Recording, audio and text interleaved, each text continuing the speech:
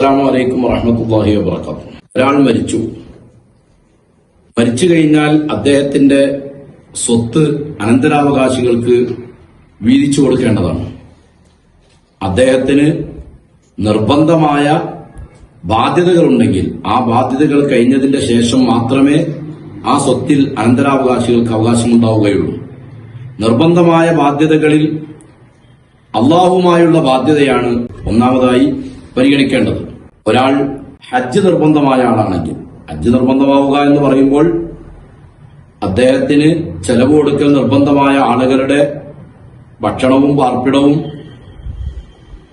അത് കഴിഞ്ഞാൽ ബാക്കി അദ്ദേഹത്തിൽ ഒരു 7 ലക്ഷത്തിന്റെ മൂല്യമുള്ള വസ്തു ഉണ്ടെങ്കിൽ ഹജ്ജ് നിർബന്ധമാണ്. ഹജ്ജ് നിർബന്ധമായ ആൾ മരിച്ചാൽ ആദ്യം ഹജ്ജ് വീട്ടേണ്ടതാണ്, എന്നിട്ടാണ് അനന്തരാവകാശികൾക്ക് സ്വത്ത് കൊടുക്കേണ്ടത്.